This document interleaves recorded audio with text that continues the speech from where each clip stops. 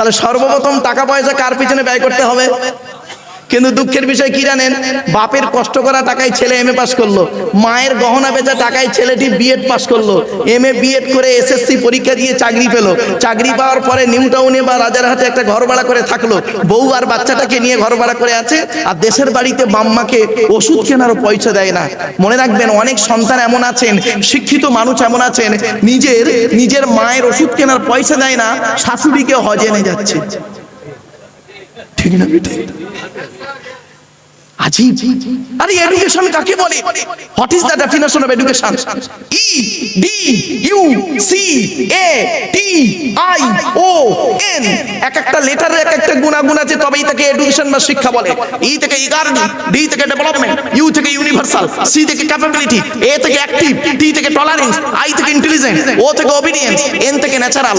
এত গুণে গুণান্বিত বস্তুকে বলা হয় এডুকেশন বা শিক্ষা। যাকে তাকে শিক্ষা বলে না। শিক্ষাটা নেবে কে? যে নেবে তাকে বলা হয় স্টুডেন্ট।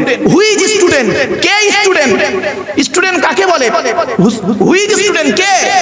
ওই 10টায় গেল, 4টেই এলো, আমতলা, জামতলা, বুড়ির বেলতলা, বাসতলা, ইকোপার, নিকোপার, চিড়িয়াখানা, ভিক্টোরিয়া, জাদুঘর, তারামণ্ডল, নদীর পার্কে বসে প্রেম নিবেদন করলো, সারা বছর পড়লো না, পরীক্ষার খাতায় টুকলি আর চুরি করলো, আর স্যাদ ধরলো, ছুরি মারলো, এর কোনোদিন স্টুডেন্ট বলে না। S T U D E N T, এক একটা লেটারের এক একটা গুণাগুণ আছে, তবেই তাকে স্টুডেন্ট বলে। এস থেকে স্টাডি, টি থেকে ট্রুথফুল, সত্যবাদী হতে হবে। রাগ করবেন না, এখনকার ছাত্র ছাত্রীরা বেশিরভাগ মিথ্যাবাদী, সকলে নয়, বেশিরভাগ স্টুডেন্ট মিথ্যাবাদী। রাগ করবেন না। এখন লেখাপড়া কোথায় হয় জানেন? রাগ করবেন না, এখন লেখাপড়া কোথায় হয় শুনবেন? টয়লেটে। শুনতে একটু খারাপ লাগলো না? পেচ্ছাপখানায়, পায়খানায়। কি হিন্দু কি মুসলিম? মাধ্যমিক পরীক্ষা হচ্ছে, উচ্চ মাধ্যমিক পরীক্ষা হচ্ছে, কি বোর্ড? স্কুল বোর্ড, মাদ্রাসা বোর্ড, যেই বোর্ডই বলেন না কেন, পরীক্ষা হচ্ছে। একটু গিয়ে দেখবেন বয়েজ এবং গার্লসের টয়লেট গুলোতে, একটু গিয়ে দেখবেন, অন্য সময় দেখবেন ওই পেচ্ছাপখানায়, পায়খানায় বইয়ের পৃষ্ঠা ছাড়া টুকলি, মাইক্রো জেরক্স বই ফেলে রেখে চলে এসছে। আর সত্যিকারে একজন মেধাবী স্টুডেন্ট, তার পেশাবের প্রয়োজন, সে তাড়াতাড়ি করে গিয়ে ওর উপরে পেশাব ফিরে চলে এসছে। যে ছেলেটা টুকলি চুরি করে পাস করলো, 20 বছর পরে তিনি একজন শিক্ষিত লোক হলো, ডিগ্রি প্রাপ্ত হয়ে 20 বছর পরে মাইক ধরে এসে জনগণের সামনে লেকচার দিচ্ছে।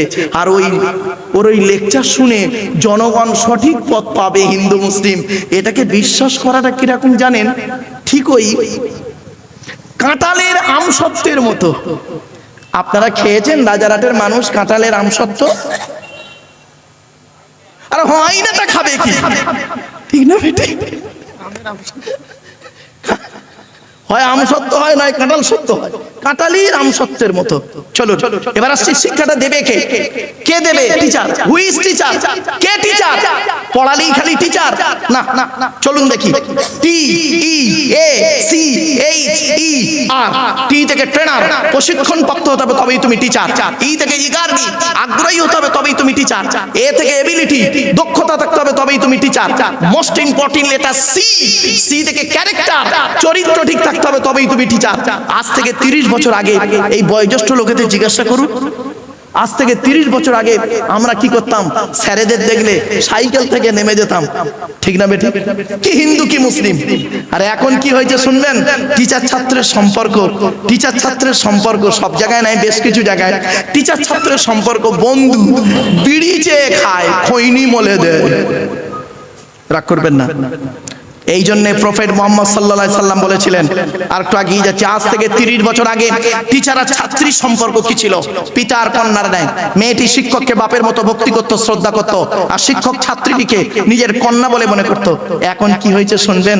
বেশ কিছু জায়গায় টিচার ছাত্রীর সম্পর্ক স্বামী স্ত্রী, প্রাইভেট পড়াতে দিয়েছে, ইংরাজি করাতে দিয়েছে, ম্যাথ করাতে দিয়েছে, ও বিয়েটাও পড়িয়ে নিয়ে বসে আছে। এই জন্যই প্রফেট মুহাম্মদ সাল্লাল্লাহু আলাইহি সাল্লাম বলেছিলেন, দি Messenger of Allah, peace be upon him, said, the best are you those with good manner.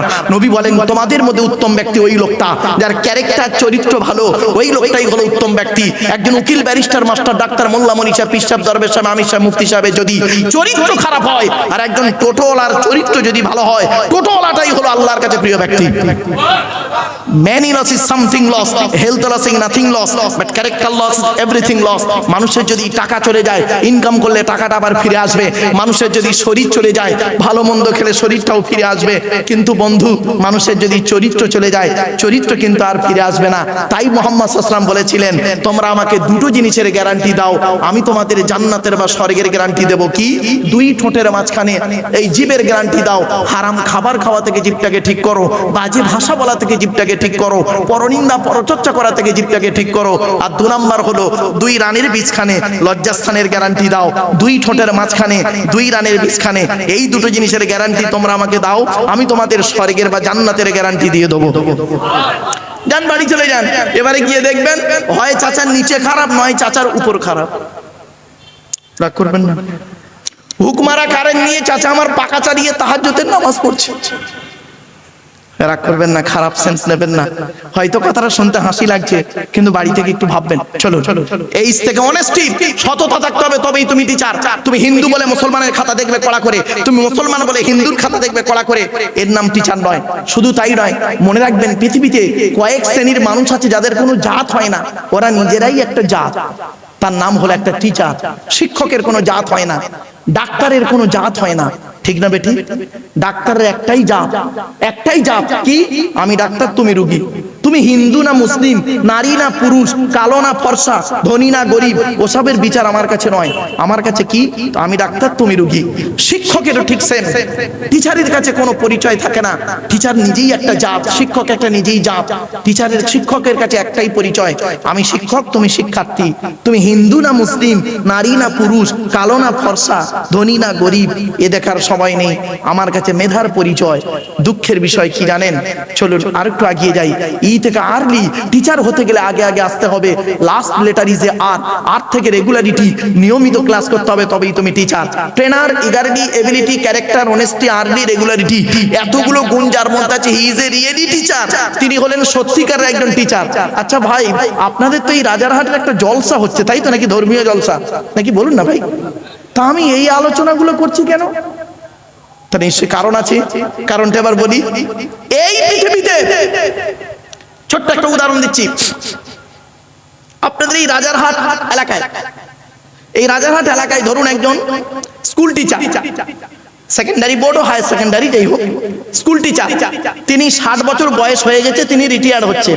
বিদায় অনুষ্ঠানে অনেক আলোচনা হলো, হওয়ার পরে তাকে যদি মাইকটা দিয়ে বলা হয়, স্যার দয়া করে একটু বলবেন, আপনি এই প্রতিষ্ঠানে 60 বছর বয়স পর্যন্ত আপনি চাকরি করেছেন, দয়া করে একটু মাইকটা নিয়ে বলবেন সৎ সাহসের সঙ্গে যে আমি এই 60 বছর বয়সে যত স্টুডেন্ট পড়িয়েছি, কি হিন্দু কি মুসলিম, নারী পুরুষ, প্রত্যেকটা স্টুডেন্ট 100% পারফেক্ট, একটু দয়া করে মাইকে বলবেন। উনি কি বলতে পারবেন? হ্যাঁ বলুন। উনি কি বলতে পারবেন? হ্যাঁ। উনি এতটুকু ভরসার সঙ্গে বলতে পারেন যে আমি আমার জ্ঞান মতে যত স্টুডেন্ট পড়িয়েছি 99% ভালো, 1% চোরডান, ডাকাত, গুন্ডা, বদমাইশ বলে হতে পারে, ঠিক না বেটি? উনি 100% চ্যালেঞ্জ দিতে পারবে না। পারবে কি? কিন্তু শুনে নিন, চমকে যাবেন। এই পৃথিবীতে একজন মেসেঞ্জার এসেছিলেন, এই পৃথিবীতে একজন প্রফেসর এসেছিলেন, এই পৃথিবীতে একজন কি বলবো টিচার এসেছিলেন, এই পৃথিবীতে একজন গাইডার এসেছিলেন, যার জন্ম হলো 570 খ্রিস্টাব্দে। ইংরাজি মাস ছিল 29শে আগস্ট সোমবার, 570 খ্রিস্টাব্দের 29শে আগস্ট সোমবার। আর যার মৃত্যু হলো 632 খ্রিস্টাব্দে, 33 খ্রিস্টাব্দে জুন মাসের 18 তারিখ সোমবার। এই 63 বছর ব্যক্তির পৃথিবীতে ছিলেন, একটা জীবনে মিথ্যা কথা বলেননি। এমনকি তিনি যত ছাত্রছাত্রী তৈরি করেছেন, তাকে একবার জিজ্ঞাসা করা হলো, আপনি বলুন এই পৃথিবীতে যত ছাত্রছাত্রী তৈরি করেছেন তাদের ক্যারেক্টার সম্পর্কে, তাদের সম্পর্কে আপনি সার্টিফিকেট দিন। তিনি বলছেন, শোনো, আমার ছাত্রদের নাম হলো সাহাবী। কি বললো? সাহাবী। আর আমার ছাত্রীদের নাম হলো সাহাবিয়া, স্ত্রীলিঙ্গ। ছাত্র ছাত্রীদের নাম হলো সাহাবী, সাহাবিয়া। তাদের চরিত্র সম্পর্কে আমি তোমাদের মুহাম্মদ তোমাদেরকে আমি সার্টিফিকেট দিয়ে যাচ্ছি। আসহাবিকান নুজুম বিআইহিম ইক্তদাইতুম হিদাইতুম।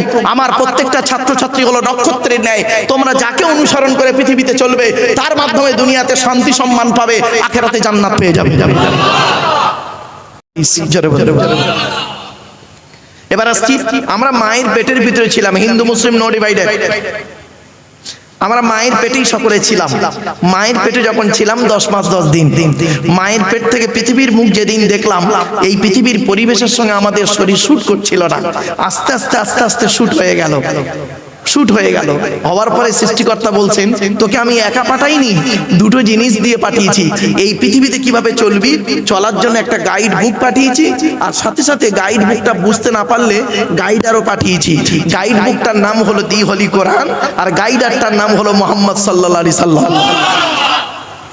এখন যদি আমরা গাইড বুক আর গাইডার এই দুটোকে যদি ফলো করি, তাহলে আমাদের কোনো প্রবলেম হবে না, ঠিক না বেঠিক? বাস আরেকটা উদাহরণ দিচ্ছি বোঝার জন্য বাপেরা। কম্পিউটারের যুগ, আধুনিক বিজ্ঞান এখন কম্পিউটার নিয়ে পড়ে আছে, ঠিক না বেঠিক? তো কম্পিউটার শিখতে গেলে দুটো জিনিস লাগে। একটা হলো কি জানেন, কম্পিউটার শিখতে গেলে দুটো জিনিস কি, একটা হলো থিওরি আর একটা হলো প্র্যাকটিক্যাল, তাই তো বাপ? Theory practical. তো ইসলামে দুটো জিনিস আছে, থিওরি প্র্যাকটিক্যাল। ইসলামে থিওরিটার নাম কোরআন, আর প্র্যাকটিক্যালটার নাম হলো মুহাম্মদ সাল্লাল্লাহু আলাইহি সাল্লাম। কোরআনে বলা হয়েছে নামাজ কায়েম করো, কিভাবে কায়েম করবেন, কিভাবে পড়বেন, প্র্যাকটিক্যাল করে মুহাম্মদ সাল্লাল্লাহু আলাইহি সাল্লাম দেখিয়ে গেলেন। কোরআনে বলা হয়েছে রোজা রাখো, কিভাবে রাখবেন, প্র্যাকটিক্যাল করে মুহাম্মদ সাল্লাল্লাহু আলাইহি সাল্লাম দেখিয়ে গেলেন। কোরআনে বলা হয়েছে নাপাক থেকে পাক হও, পবিত্র থেকে অপবিত্র থেকে পবিত্রতা অর্জন করো, কিভাবে করবেন, প্র্যাকটিক্যাল করে মুহাম্মদ সাল্লাল্লাহু আলাইহি সাল্লাম দেখিয়ে গেলেন। কোরআনে বলা হয়েছে মানুষের সঙ্গে ভালো আচরণ করো, কিভাবে করবেন, প্র্যাকটিক্যাল করে দেখিয়ে গেলেন মুহাম্মদ সাল্লাল্লাহু আলাইহি সাল্লাম। তো আজকে যদি আমরা এই থিওরি আর প্র্যাকটিক্যাল এই দুটোকে নিয়ে যদি চলি, তাহলে আমাদের কোনো সমস্যাই থাকবে না, ঠিক না বেঠিক?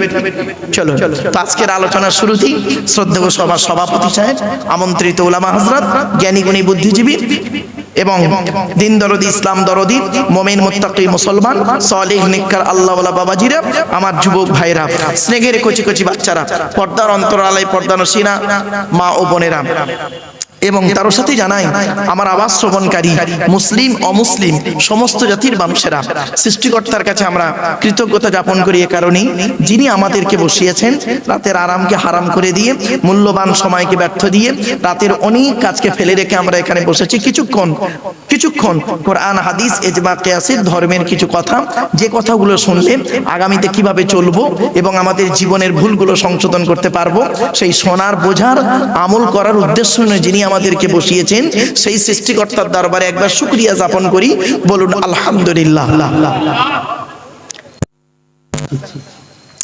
আমার সাথে সাথে একটু দয়া করে বলুন সুবহানাল্লাহ, সুবহানাল্লাহিল আযীম। এটি হলো বুখারী শরীফের হাদিস, আর বুখারী শরীফের প্রথম হাদিস হলো ইন্নামাল আ'মালু বিন্নিয়াত। এর বাংলা অর্থ হচ্ছে প্রত্যেকটা কাজ তার নিয়তের উপরে নির্ভর করে। তাই এতগুলো জ্ঞানী গুণী বুদ্ধিজীবী মানুষ আপনারা এসেছেন, আপনাদের অন্তরে একটা নিয়ত বা উদ্দেশ্য আছে। আমি অধম আব্দুল্লাহ গিল মারুফ, তেমন ইলম নেই, তেমন জ্ঞান নেই, আল্লাহ পাক আমাকে এখানে আনিয়েছেন, আমারও অন্তরে একটা নিয়ত বা উদ্দেশ্য আছে। আমার নিয়তটা আপনারা কেউ জানেন না, আপনাদের নিয়তটা আমিও জানি না। সুতরাং উভয়ের নিয়ত যিনি জানেন তিনি কে? আল্লাহ। ইন্নাল্লাহা আলিমুম বিযাতিস সুদূর, নিশ্চয়ই সৃষ্টিকর্তা প্রত্যেকের অন্তরের খবর জানেন। তাই আজকের এখানে যা কিছু আলোচনা হবে আপনাদের মাঝে আমার মাঝে, আজকের আলোচনার সাক্ষী থাকবে কে? আল্লাহ।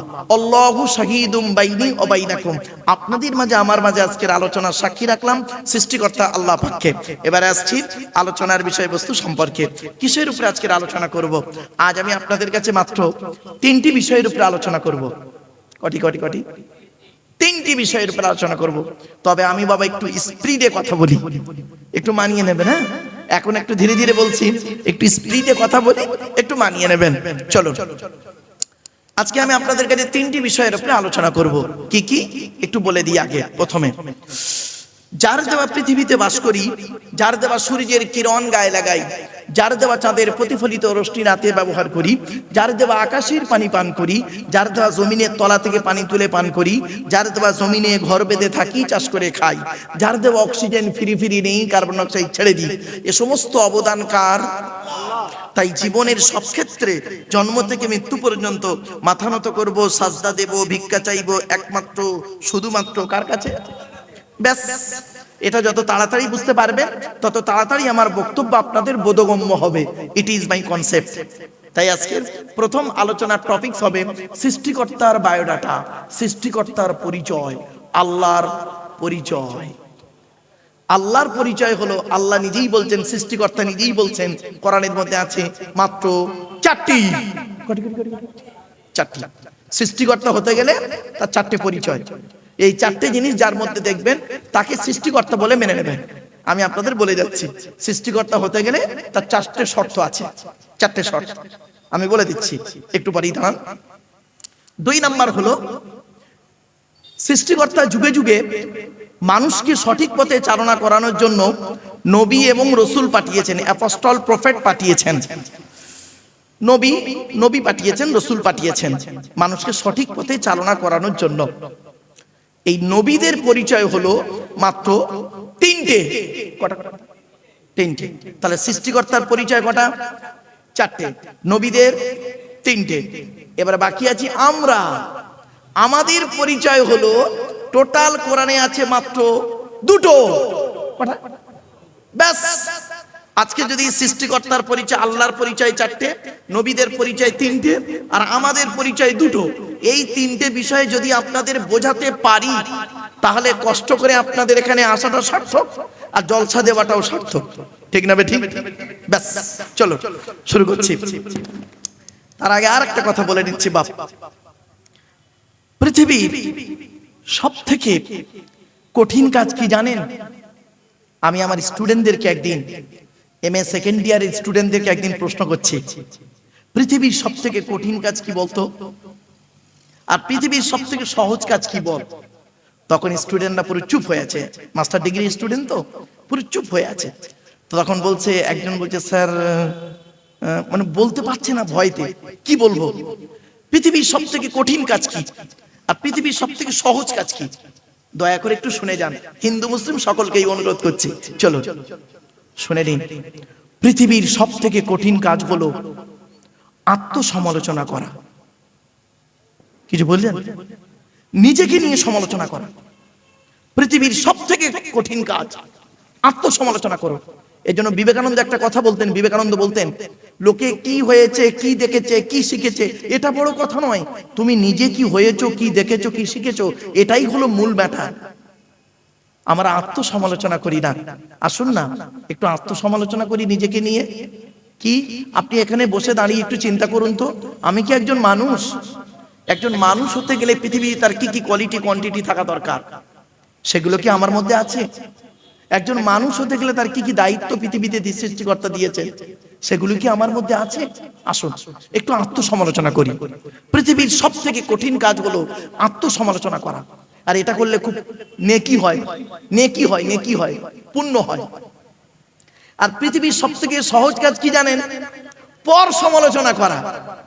পর সমালোচনা করা, এটা করলে গুনাহ হয়, আর এটা খুব সহজ কাজ। ঠিক না বেটি? ছোট্ট একটা উদাহরণ দিচ্ছি, রাগ করবেন না, কেউ রেগে যাবেন না, কিন্তু হিন্দু মুসলিম সকলকেই বলছি, কেউ রেগে যাবেন না, দয়া করে আমাকে ভুল বুঝবেন না।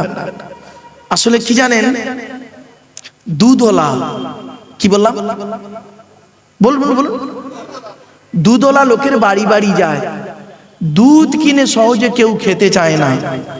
মদওয়ালা দোকান দিয়ে রাজার হাতে বসে আছে, ও মোটর সাইকেলে তেল পুড়িয়ে মদ কিনে খেয়ে মারামারি করে হাজী সাহেবের বেটা রমজান মাসে রাজারহাট থানার মধ্যে লকাবে চুম মেরে বসে আছে। দুধওয়ালা কোথায় গেছিল? ওর বাড়ি গেছিল, দুধ কিনে খাইনি। আসলে আমরা এমন মানুষ না, আমরা এমন মানুষ না, নিজের পাপের বাটখারা দিয়ে অন্যের পাপ ওজন করি। কিছু বুঝতে পারছেন? নিজের পাপের বাটখারা দিয়ে, মানে নিজে পাপ করে করে করে করে না একটা বড় বাটখারা করে ফেলেছি। বাটখারা, আপনারা বাটখারা বলেন তো নাকি? হ্যাঁ, নিজের পাপের বাটখারা দিয়ে নিজের পাপ কোনোদিন আমরা ওজন করিনি, মাপিনি, অন্যের পাপ ওজন করে। আমরা এমন মানুষ, আমরা এমন মানুষ না। দুধওয়ালাকে বলি, এই দুধে জল দিসনি তো, আর মদে জল মিশিয়ে খাই। আমরা এমন মানুষ না। 100 টাকা চোরকে, 100 টাকা চোরকে গাছে বেঁধে মারি, 1000 কোটি টাকার চোরকে স্টেজে তুলে ফুলের তোড়া দিয়ে সংবর্ধনা জানিয়ে স্যালুট জানাই। ঠিক না বেঠি? আমরা এমন মানুষ না। চালনি বোঝেন? চালনি, আপনারা কি বলেন? আটা চালে মা বোনেরা, হিন্দু মুসলিম কি বলেন? চালন চালন, ওই হলো, নেন চালন। আচ্ছা, চালনের পিছনে ছিদ্র কটা বলুন না? অসংখ্য। আর সূচের পিছনে ছিদ্র কটা? একটা। তো চালন একদিন সূচকে বলছে, কে বলছে? চালন কাকে বলছে?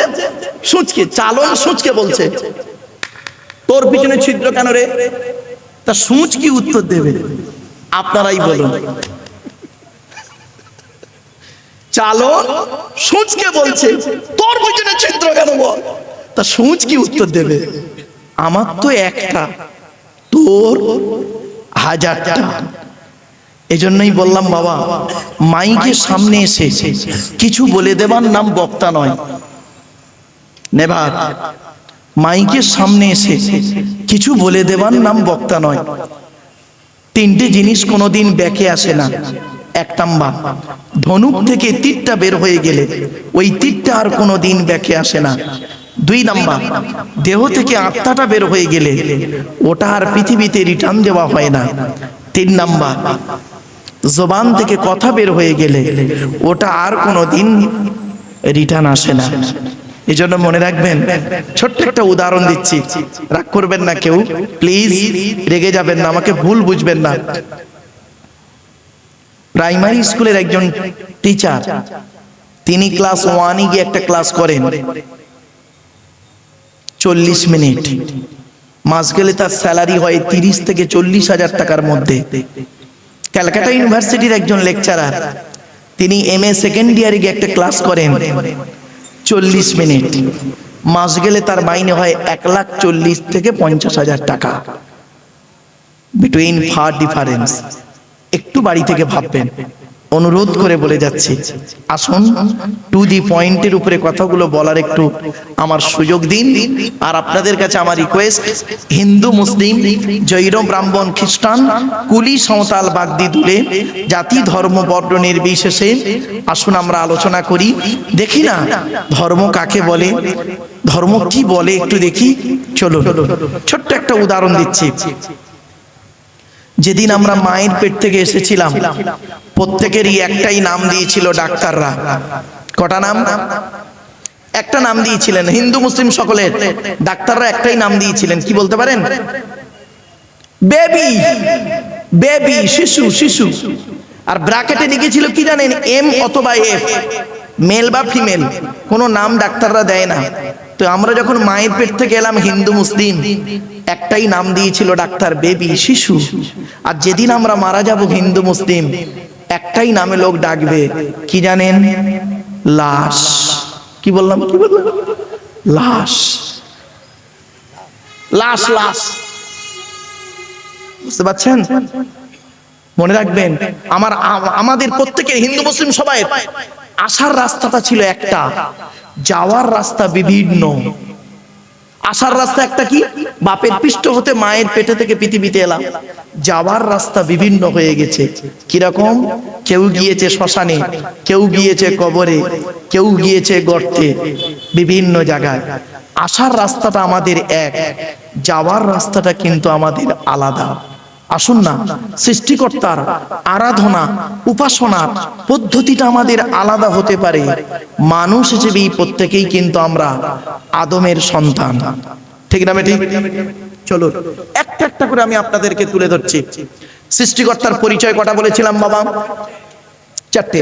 সৃষ্টিকর্তা নিজেই বলছেন, কুল, হে নবী আপনি বলুন, কুল, নবী বলুন, হুয়াল্লাহু আহাদ, সে সৃষ্টিকর্তা হলেন একক। 2 নাম্বার, আল্লাহুস সামাদ, সৃষ্টিকর্তা হলেন অমুখপেক্ষী। যিনি সৃষ্টিকর্তা হবেন তিনি কারোর মুখপেক্ষী হবেন না। সৃষ্টিকর্তা আমরা সবাই তার মুখপেক্ষী, ঠিক না বেঠিক? 3 নাম্বার, লাম ইয়ালিদ ওয়া লাম ইউলাদ, সৃষ্টিকর্তা কাউকে জন্ম দেয়নি আর সৃষ্টিকর্তাকেও কেউ জন্ম দেয়নি। 4 number, it is very very important, কি? ওয়া লাম ইয়াকুল লাহু কুফুয়ান আহাদ, সৃষ্টিকর্তার সমকক্ষ কেউই নেই। এই হলো সৃষ্টিকর্তার 4টে পরিচয়। এই 4টে পরিচয় যার মধ্যে পাবেন, আপনি তাকে সৃষ্টিকর্তা বলে মেনে নেবেন। আমি আপনাদেরকে অনুরোধ করে গেলাম, সৃষ্টিকর্তা হতে গেলে তার শর্ত হলো 4টে শর্ত। 1 নাম্বার হলো কি? একক হতে হবে। একক। 2 নাম্বার, সৃষ্টিকর্তা কারোর মুখোপেক্ষী হবে না, সারা পৃথিবী তার মুখোপেক্ষী হতে হবে। এবার আপনি দেখুন 3 নাম্বার, সৃষ্টিকর্তা হতে গেলে তিনি কাউকে জন্ম দেবেন না, তাকে কেউ জন্ম দেবে না, তাকে যে জন্ম দেবে সেও তো সৃষ্টিকর্তা হয়ে গেল, ঠিক না বেটি?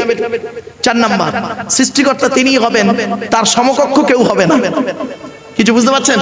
এই 4টে পরিচয় যার মধ্যে পাবেন তাকে সৃষ্টিকর্তা বলে মেনে নেবেন। চলো, এরপরে সৃষ্টিকর্তা বলছেন, হে পৃথিবীর মানুষ, আমি তোদেরকে সৃষ্টি করেছি, তো দেহের মধ্যে আমি 4টে জিনিস দিয়েছি গুরুত্বপূর্ণ। কটা কটা কটা? আমাদের দেহের মধ্যে 4টে জিনিস সৃষ্টিকর্তা দিয়েছেন গুরুত্বপূর্ণ। কি কি? 4টে অর্গান। 1 নাম্বার ব্রেন, সৃষ্টিকর্তা বলছেন তোর ব্রেন দিয়েছি, ব্রেনটা নিয়ে ভালো চিন্তা করবি, লোকের গোঁজা মেরে মেরে বেড়াবি না, ভালো চিন্তা করবি, ব্রেনকে নিয়ে গবেষণা কর, চিন্তা কর। 2 নাম্বার হচ্ছে heart, 3 number liver, 4 number kidney. এই 4টের একটা খারাপ হলে আপনি মারা যাবেন, ঠিক না বেটি? এরপরে সৃষ্টিকর্তা বলছেন তোর দেহের মধ্যে আমি 9টা ছিদ্র দিয়েছি। কটা কটা কটা? তাড়াতাড়ি। 9টা ছিদ্র দিয়েছি। 9টা ছিদ্র কি কি? কি হিন্দু কি মুসলিম কোনো পার্থক্য নেই, 9টা ছিদ্র আমাদের দেহের মধ্যে আছে। 2 চোখ, 2 নাক, 2 কান, 1টা গাল, 7টা সামনে পেছনে, এই হলো 9টা ছিদ্র। এই 9টা ছিদ্রের যে কোনো একটা ছিদ্রের মাধ্যমে সৃষ্টিকর্তা আমাদেরকে ফেরেশতার দ্বারা আত্মা বের করে নেয়। আপনাদের এলাকায় কত হিন্দু মুসলিম মারা গেছে? কি হিন্দু কি মুসলিম মারা গেছে, গিয়ে দেখবেন লোকটা মারা গেছে, লোকটা মারা গেছে, গিয়ে দেখবেন লোকটা পেশাব ফিরে ফেলেছে, ঠিক না বেটি? বুঝে নেবেন আত্মাটা সৃষ্টিকর্তা ওর পেশাবের রাস্তা দিয়ে বের করেছে। কোথায় আছেন আপনি? কত মানুষ মারা গেছে দেখবেন, গিয়ে দেখবেন পায়খানা ফিরে ফেলেছে লোকটা, বুঝে নেবেন সৃষ্টিকর্তা ওর আত্মাটাকে পায়খানা রাস্তা দিয়ে বের করে নিয়েছে। কত মানুষ মারা গেছে দেখবেন, লোকটা মরে গেছে, লোকটা মরে গেছে, কি হিন্দু কি মুসলিম চেয়ে আছে, লোকটা মরে গেছে, গালটা হাঁ করে আছে, লোকটা মরে গেছে, হাতটা মেকে আছে, হাতটা খিঁচে আছে। আবার দেখবেন লোকটা মরে গেছে, দেখলে মনে হবে লোকটা ঘুমিয়ে আছে। কিভাবে মরতে চান? যদি ভালোভাবে মরতে চান দয়া করে কিছুক্ষণ আলোচনা শুনে বাড়িতে গিয়ে প্র্যাকটিক্যাল করে পৃথিবী ছেড়ে যান। চলুন, এরপরে সৃষ্টিকর্তা বলছেন তো দেহের মধ্যে আমি 3টে জিনিস দিয়েছি আলাদা। কটা কটা কটা? 3টে জিনিস আছে আমাদের দেহের মধ্যে আলাদা। 1 নাম্বার কি? ব্লাড গ্রুপ আলাদা, ব্লাড গ্রুপ। এজন্য আমি যেখানেই লেকচার দিতে যাই, ভারতবর্ষ, নেপাল, বাংলাদেশ, যত জায়গায় আমি গিয়েছি লেকচার দিতে, ভারতের বিভিন্ন স্টেটে বিভিন্ন রাজ্যে আমি গিয়েছি, তো যেখানেই যাই লেকচার দিতে আমি এই কথাই বলি, কিসের হিন্দু কিসের মুসলিম মারামারি করেন? খবরদার, হিন্দু মুসলিম কোনোদিন মারামারি ঝগড়া করবেন না, হিন্দু মুসলিম কাঁধে কাঁধ মিলিয়ে চলবেন। কিসের হিন্দু কিসের মুসলিম মারামারি করেন আপনি? আপনি কি জানেন হিন্দুদের রক্তের ভিতরে মুসলমানদের রক্ত আছে, আর মুসলমানদের রক্তের ভিতরে হিন্দুদের রক্ত আছে? প্রমাণটা দেব। আপনাদের এলাকায় ব্লাড ডোনেশন ক্যাম্প হয়, রক্তদান শিবির হয়। আচ্ছা, ব্লাড যখন নেওয়া হয় তখন বলা হয় নাকি এই ও হিন্দু ওর রক্ত আলাদা কর, ও মুসলিম ওর রক্ত আলাদা কর, বলে নাকি? আরে ব্লাডের মধ্যে কাস্টের কোনো ডিভাইডেড থাকে না, ব্লাডের মধ্যে কালারের কোনো ডিভাইডেড থাকে না, ব্লাডের মধ্যে জেন্ডারের কোনো ডিভাইডেড থাকে না, ব্লাডের মধ্যে গ্রুপের ডিভাইডেড করা হয়। ব্লাডের 4টে group, A B, A B আর ও, প্রত্যেকটা মাইনাস প্লাস। একটা হিন্দু রক্তের ভিতরে 3টে জিনিস পাওয়া যায়, লোহিত কণিকা, শ্বেত কণিকা, অনুচক্রিকা, as a same no difference. একটা মুসলমানের রক্তের ভিতরে ওই 3টেই পাওয়া যায়। কিসের হিন্দু কিসের মুসলিম মারামারি করলেন? হে হিন্দু, তুমি মন্দিরে গিয়ে যাকে ঈশ্বর বা ভগবান বলে ডাকো তাকে তুমি মন্দিরে পাবে তো? হে খ্রিস্টান, গির্জায় গিয়ে যাকে গড বলে ডাকো তাকে গির্জায় পাবে তো? হে মুসলমান, গালে দাড়ি মাথায় টুপি নিয়ে মসজিদে যাকে আল্লাহ আল্লাহ বলে ডাকো ওই আল্লাহকে মসজিদে পাবে তো? চলুন, 3 ধর্মের মানুষ আমরা সৃষ্টিকর্তাকে খুঁজতে বেরোই। সৃষ্টিকর্তা কোরআনে নিজেই বলছেন আমাকে খুঁজতে যেতে তোদের হবে না রে। আমি কোথায় আছি জানিস? কোরআনেই আছে, রেফারেন্স টু দি হলি কোরআন। কোরআনে বলা হয়েছে ওয়ালাকাদ খালাকনাল ইনসানা ওয়া না'লামু মা তুওয়াসবিসু বিহি নাফসুহু ওয়া নাহনু আকরাবু ইলাইহি মিন হাবলিন ওয়ারিদ। 26 নম্বর পারা বা খণ্ডের প্রথম 18 নম্বর পৃষ্ঠার প্রথম নম্বর লাইনে সূরার নাম সূরা কফের 16 নম্বর বাক্যতে বলা হয়েছে হে মানব জাতি। কি বললো? আচ্ছা, এখানে হিন্দু মুসলমান কোনো পার্থক্য আছে বুঝি? হে মানব জাতি, হে মানব জাতি, তোদেরকে আমি সৃষ্টি করেছি, তোদের মনের মধ্যে ভালো মন্দ যা কিছু আছে সব আমি জানি। সৃষ্টিকর্তা বলছেন শুনে রেখে দে, আমি সৃষ্টিকর্তা কোথায় আছি জানিস? তোরা যেন কোনোদিন ভাববি না আমি সৃষ্টিকর্তা অনেক দূরে, না না না, আমি সৃষ্টিকর্তা তোর ঘাড়ের শিরারও নিকটবর্তী। একবার অন্তরে অন্তঃস্থল থেকে আমাকে সৃষ্টিকর্তা আল্লাহ বলে ডাক দে, আমি আল্লাহ তোরও ডাকে সাড়া দেব। আপনি ডাকুন না, আপনি ডাকুন, ডাকার মতো ডাকুন, ডাকার মতো আপনি সৃষ্টিকর্তাকে স্মরণ করুন। সৃষ্টিকর্তা আপনার ডাকে অবশ্যই সাড়া দেবে। আপনি তো ডেকেছেন অন্যভাবে। চলো একটা একটা করে বলে যাই। আসলে আমরা নিজেদের মধ্যে মারামারি করি কেন? সত্যিকারের এডুকেশনের অভাব, শিক্ষার অভাব। এজন্য আমি আপনাদেরকে অনুরোধ করে বলে যাচ্ছি, করজোড়ে নিবেদন করছি, ছেলে মেয়েকে সুশিক্ষায় শিক্ষিত করুন, সুশিক্ষায় শিক্ষিত করুন। আপনারা কি জানেন, এই যে আমার আগে পীরজাদা উজায়ের সিদ্দিকী ভাইজান যে আলোচনা করছিলেন, কোরআনের উপরে, হাদিসের উপরে বিভিন্ন দিক নিয়ে আলোচনা করছিলেন। আপনাদের ধারণা কি, আপনাদের কি মনে হয় কোরআন কি শুধু মুসলমানদের জন্য এসেছে? না, মানব জাতির কল্যাণের জন্য এসেছে কোরআন। কি নেবেন আপনি কোরআনে? আমাকে একজন প্রফেসর প্রশ্ন করেছেন, অমুসলিম প্রফেসর, সনাতন ধর্মের মানুষ, উনি হিন্দু মানুষ, হিস্ট্রি প্রফেসর। আমাকে বলছেন, মারুফ সাহেব আমি আপনার লেকচার কন্টিনিউ শুনি এবং ভদ্রলোকের সঙ্গে কথা বলে যা বুঝলাম উনি কোরআন ভালো পড়তেও পারেন। আমাকে বলছেন মদ খাওয়া কি? তা আমি বললাম কোন ধর্মে? আচ্ছা বলুন, আপনাকে আমি যদি বলি মদ খাওয়া কি, আপনি কি বলবেন? হারাম বলবেন। আমি কিন্তু হারাম বলিনি ফট করে। কেন জানেন? কারণ উনি একজন প্রফেসর লোক আর উনি প্রশ্ন করছেন আমাকে। আমি তখন চুপ করে, আমি বললাম, উনি বলছেন মদ খাওয়া কি? আমি তখন বললাম চুপ করে, কোন ধর্মে? তখন উনি চুপ করে গেলেন। বললাম শুনুন, ইসলাম ধর্মে মদ খাওয়া হারাম, সুদ খাওয়া ইসলাম ধর্মে হারাম, শুকরের মাংস ভক্ষণ করা ইসলাম ধর্মে হারাম। উনি তখন আমাকে বলছেন যে ভাই, আমার এই প্রশ্নটা মনের মধ্যে খুব জাগে, আমি তো ইসলাম ধর্মের মানুষ নই, তাহলে আমি যদি শুকরের মাংস ভক্ষণ করি, আমি যদি মদ পান করি, তাহলে আমাকে সৃষ্টিকর্তা কেন পরকালে আমাকে শাস্তি দেবে? আমার কথা তো কোরআনে বলা হয়নি, আমি তো সনাতন ধর্মের মানুষ। হালাল খাবে কারা? যারা ইসলাম ধর্ম গ্রহণ করেছে তারা। আমি বললাম স্যার আপনি গোটা কোরআন পড়েছেন? যা তাই তো পড়লাম। বললাম স্যার কিছু একটা মিস্টেক হয়ে গেছে স্যার। বলছি সে কি? বললাম শুনুন, শুনে নিন, আপনারা শুনে যান, আজকে হিন্দু মুসলিম উভয় শুনে যান ভাই, অনুরোধ করে যাচ্ছি আপনাদের। কোরআনে 3 শ্রেণীর লোককে সৃষ্টিকর্তা বলেছেন, আল্লাহ বলেছেন হালাল খেতে। কয় শ্রেণীর লোক? কয় শ্রেণীর? 3 শ্রেণীর লোককে উনি আল্লাহ বলেছেন হালাল খেতে, কোরআনে আছে। উনি সঙ্গে সঙ্গে কাগজ আর কলম বের করে নোট করছেন। বলুন, 1 নাম্বার কোরআনে বলা হয়েছে নবী রাসূলদেরকে আল্লাহ হালাল খেতে বলেছেন। কাদের কাদের? রেফারেন্স 18 নম্বর পারা বা খণ্ডের 4 নম্বর পৃষ্ঠাতে 8 নম্বর লাইনে সূরার নাম সূরা মুমিনুনের 51 নম্বর আয়াতে বা বাক্যতে বলা হয়েছে, ইয়া আইয়ুহার রাসূল, হে রাসূলগণ, কুলু মিনাত তাইয়্যিবাতি ওয়া আমালু সলিহা, হে রাসূলগণ আপনারা পৃথিবীতে হালাল খাবার খান, ভালো ভালো কাজগুলো করুন। জি আচ্ছা বলে দিচ্ছি, নবী এবং রাসূলের মধ্যে পার্থক্যটা কি শুনে নিন। নবীদের উপরে, নবী রাসূলের মধ্যে পার্থক্য অনেক রয়েছে, আমি জাস্ট 2-3টে বলে দিচ্ছি।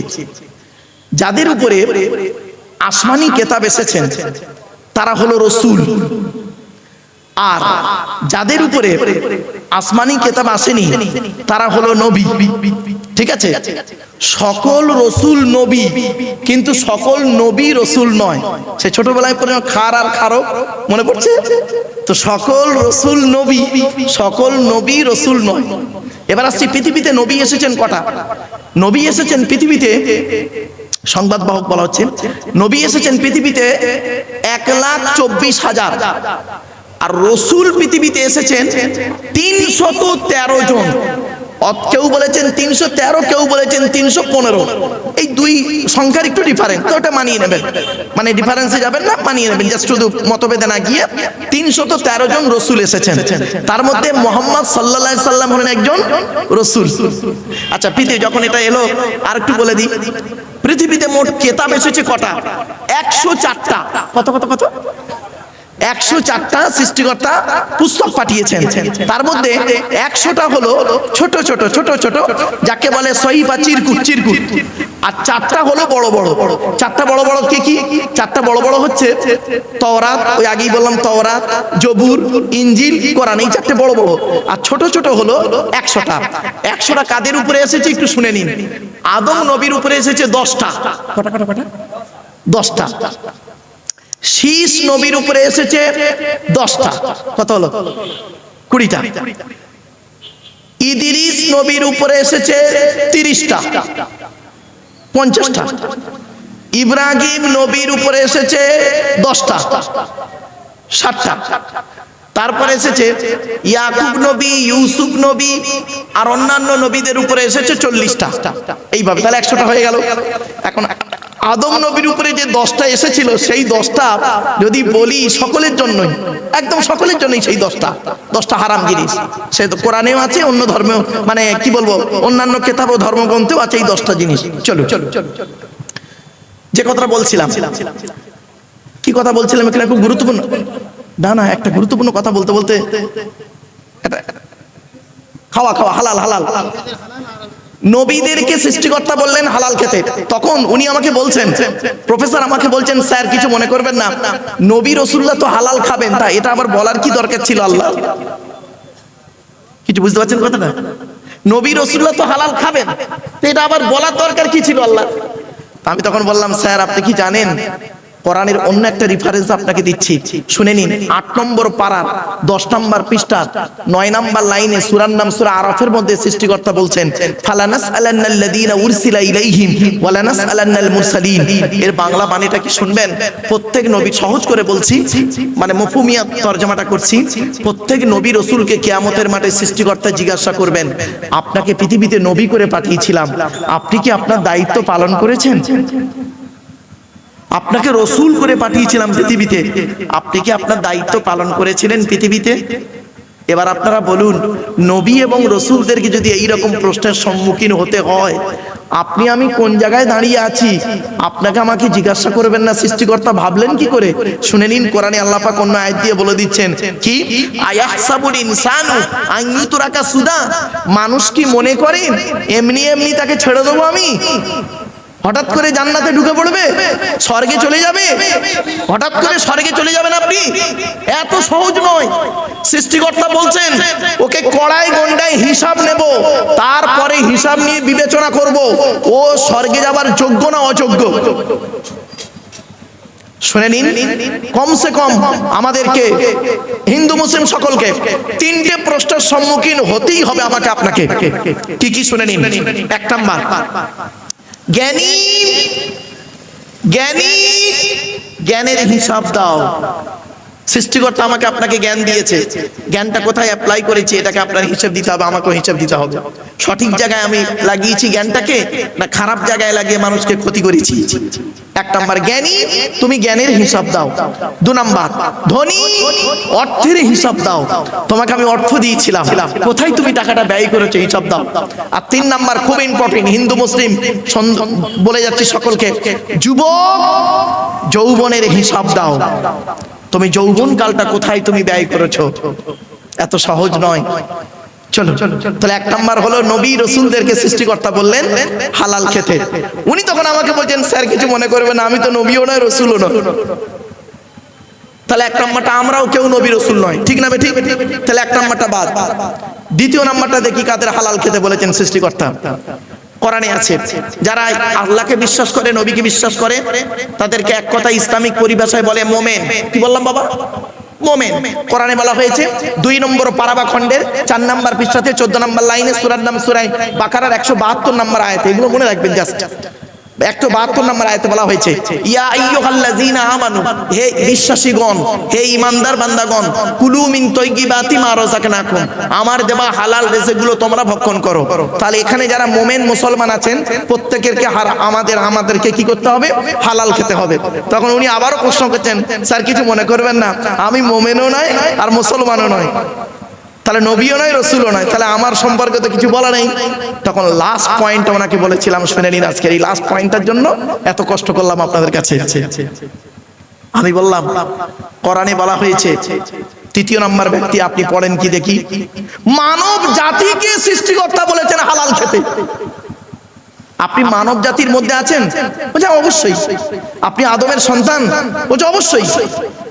আমি বললাম বাপের পৃষ্ঠ হতে মায়ের পেটে থেকে পৃথিবীর মুখ দেখেছেন? বলছে অবশ্যই। আমি বললাম আপনি মানব সন্তান? বলছে হ্যাঁ। কোরআনে আছে, শুনেন আমি রেফারেন্সটা বলে যাচ্ছি। মানব জাতিকে সৃষ্টিকর্তা বলেছেন হালাল খেতে। রেফারেন্সটা কোথায় আছে? 2 নম্বর পারা বা খণ্ডের, কোরআনে 30 পারা, 2 নম্বর পারা বা খণ্ডের 4 নম্বর পৃষ্ঠাতে 8 নম্বর লাইনে সূরার নাম সূরা বাকারার 168 নম্বর আয়াত, 168, 168, মনে রাখবেন এটা। এবার আমি আয়াতটা পড়ছি, বাক্যটা পড়ছি আর বাংলা মানে করছি, শুনুন। ইয়া আইয়ুহান নাস, নাস শব্দের অর্থ হলো মানব জাতি। কি বললাম বাবা? মানব জাতি। ইয়া আইয়ুহান নাস, হে মানব জাতি, কুলু মিম্মা ফিল আরদি হালালান তাইয়্যিবা। হালাল শব্দ ব্যবহার করলেন আল্লাহ পাক ওখানে। হে মানব জাতি, পৃথিবীতে আমার দেওয়া হালাল খাবারগুলো আপনি তোমরা ভক্ষণ করো। হে মানব জাতি, পৃথিবীতে আমার দেওয়া হালাল খাবারগুলো ভক্ষণ করো, হারাম খাবার কোনোদিন খেও না। সঙ্গে সঙ্গে উনি গালে হাত দিয়ে চুপ, পুরো একদম চুপ।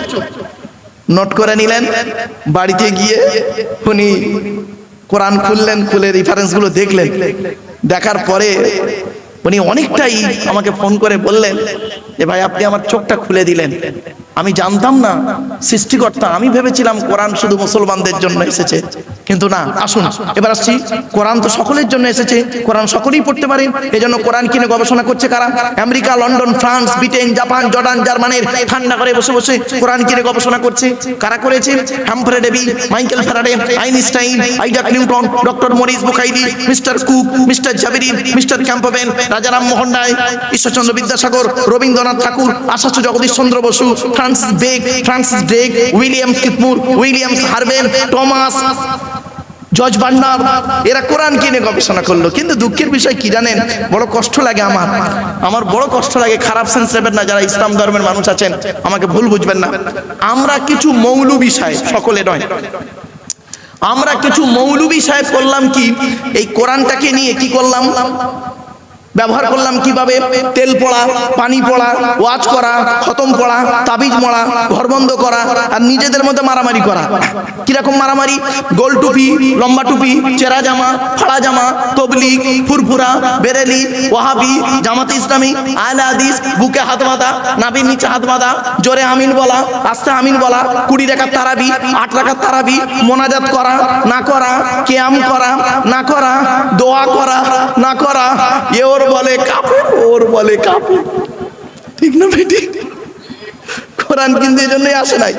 আপনারা কোরআন থেকে কি নেবেন বলুন? ভৌত বিজ্ঞান নেবেন? কোরআনে আছে। জীবন বিজ্ঞান নেবেন? কোরআনে আছে। জিওগ্রাফি, ভূগোল নেবেন? কোরআনে আছে। কি নেই কোরআনে? সবই রয়েছে ওর ভিতরে, কিন্তু আমরা সেটাকে পড়তে পারিনি, গবেষণা করতে পারিনি। এজন্য আমি আপনাদেরকে অনুরোধ করছি, আপনারা কোরআন পড়ুন, পড়লেই দেখবেন শুরু থেকে শেষ পর্যন্ত পড়ুন, এবং এটাও পড়বেন। সাথে সাথে আপনাদের অনুরোধ করে বলে যাচ্ছি, এই বাক্যটি কোথায়, কোন অবস্থায়, কোন কারণে অবতীর্ণ হয়েছে ভুলভাল মানে করবেন না, তাহলে ফেঁসে যাবেন। আগে জানতে হবে হিস্ট্রিটা জানতে হবে। এই আয়াতটা কোথায় নাজিল হয়েছে, অবতীর্ণ হয়েছে, কাকে কেন্দ্র করে অবতীর্ণ হয়েছে, সেইটা জানতে হবে। সেইটা না জানলে বাস্তবের সঙ্গে মেলাতে গেলে আপনি একে অপরকে কটূক্তি করতে বসবেন। এজন্য কোরআন পড়তে গেলে আগে ওই বাক্যটার ওই ইতিহাসটা জানতে হবে, প্রেক্ষাপটটা জানতে হবে আপনাকে আগে। এই আয়াতটা কোথায় নাজিল হয়েছে, কাকে কেন্দ্র করে নাজিল হয়েছে জানতে হবে। যেমন একটা উদাহরণ দিচ্ছি আপনাদেরকে, শুনুন। হযরত মুহাম্মদ সাল্লাল্লাহু আলাইহি সাল্লাম তিনি একদিন মসজিদে বসে আছেন। আমার ভাষা আপনারা বুঝতে পারছেন? হযরত মুহাম্মদ সাল্লাল্লাহু আলাইহি সাল্লাম একদিন বসে আছেন মসজিদে, শুনে নিন। তো বসে আছেন, এমত অবস্থায় তৎকালীন যুগের মদিনার সবথেকে ধনী লোক, প্রচুর টাকার মালিক ছিলেন, লোকটার নাম ছিল আমর জামুহ রাদিয়াল্লাহু তাআলা আনহু, নবীর একজন সাহাবী, প্রচুর টাকার মালিক ছিলেন। তো উনি নবীজি বসে আছেন, এমত অবস্থায় আমর জামুহ তিনি আসছেন। তখন পাশে যিনি বসেছিলেন তিনি বললেন, হে রাসূল, হে নবী, ওই দেখুন এলাকার সবথেকে ধনী লোকটা আপনার কাছে আসছে। নবীজি বললেন, ওকে আসতে দাও। তো উনি এলেন, আসার পরে এবারে নবীকে বলছেন, হে নবী, সালাম দিলেন। নবীজি বললেন, বসো। তখন নবীজিকে উনি বলছেন, হে নবী, সৃষ্টিকর্তা আমার অনেক টাকার মালিক করেছে, প্রচুর টাকা দিয়েছে সৃষ্টিকর্তা আমাকে। তখন নবী বললেন, আলহামদুলিল্লাহ, আল্লাহ যাকে চায় অর্থ দেয়, যাকে চায় গরিব বানায়, তারই ইচ্ছা। কি জানতে চাইছো বলো? তখন উনি বললেন, হে নবী, আপনি যদি একটু দয়া করে বলে দিতেন, মরে যাওয়ার আগে টাকা পয়সাগুলো কোথায় যদি ব্যয় করতাম আল্লাহ খুশি হবে, তাহলে মৃত্যুর আগে টাকা পয়সা সেই জায়গায় ব্যয় করে চলে যেতাম। আচ্ছা, প্রশ্নটা ভালো না খারাপ? ভালো। উনি প্রশ্ন করে বসে আছেন, প্রশ্ন করে উনি বসে আছেন, সঙ্গে সঙ্গে সৃষ্টিকর্তা জিবরাইল নামক দূতকে পাঠিয়ে দিলেন, আর ওই ব্যক্তিকে কেন্দ্র করে কোরআনের এই বাক্যটি অবতীর্ণ হলো, নাজিল হলো, অবতীর্ণ হলো। কি? ইয়াসআলুনাকা মাযা ইউনফিকুন, নবী তোমাকে ওরা প্রশ্ন করছে টাকা পয়সা কোথায় ব্যয় করলে আল্লাহ খুশি হবে। কুল মা আনফাকতুম মিন খায়রিন ফালিল ওয়ালিদাইনি ওয়াল আকরাবিন, নবী তুমি বলে দাও টাকা পয়সাগুলো সর্বপ্রথম তোমরা তোমাদের বুড়ো বুড়ি পিতামাতার পিছনে ব্যয় করো, আল্লাহ খুশি হয়ে যাবে।